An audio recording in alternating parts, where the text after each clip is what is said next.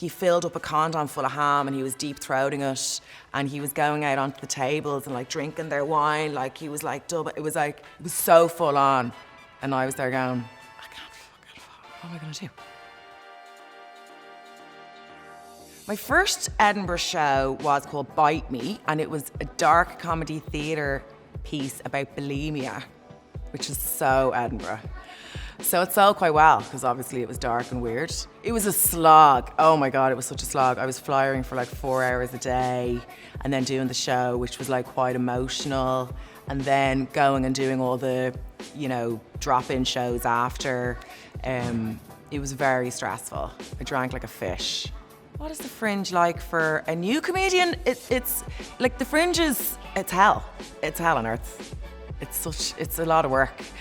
So for a more experienced, it's grand if you're selling. If you're selling, it's fine. And I've been lucky. I have been lucky. I've always, even with my first year, I had a good theme, a theme, and Edinburgh loves themes. So I've been lucky. I haven't had one of those runs where no one comes. Now, touch wood, it could be in the post, I don't know. And that would be very hard, because it's so, what's the word?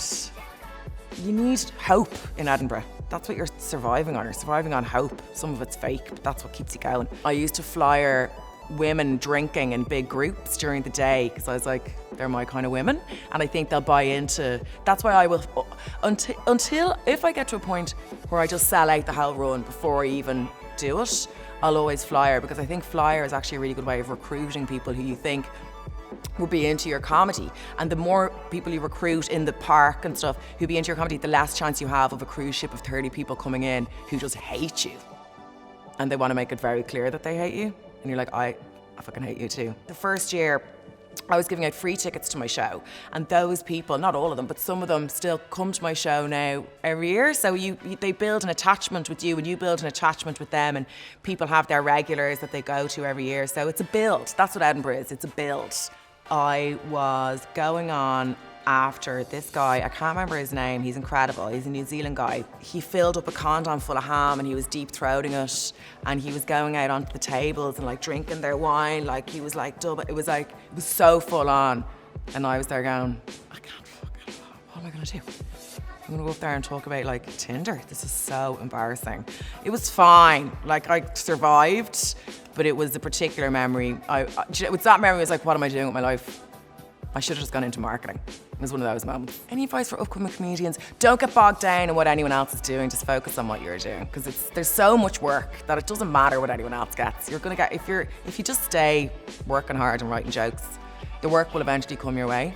So don't look at what anyone else is doing, because you can get distracted then, and it takes the direction away from what you're supposed to be doing.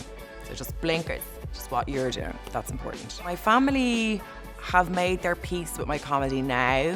My brother's very proud of me. John Bishop put on a gig in the 3 Arena in Ireland this year to raise money for Sean Cox, who was a Liverpool supporter. He's Irish, who was beaten up at a match, and he's got like life-changing injuries. So John Bishop put on, and my brother's a huge Liverpool fan. So when I did that gig, and my brother was there and with Liverpool, it was all very emotional, and he was crying. And so he was very proud. He's obviously pissed out his face as well, but he was very proud. But my mum, she's kind of coming around to it now. I mean, she wishes I was Holly Willoughby. Like, she likes the showbiz element, but she doesn't like the stuff that comes out of my mouth. Like, she'd love if I was Holly Willoughby. Do I do anything before shows to get me hyped up? I need quiet time, like I need downtime. So I need to be on my complete own, and I pace a lot. Depends on the size of the gig and what's at stake. Sometimes I'll just have 2 wines and fall up.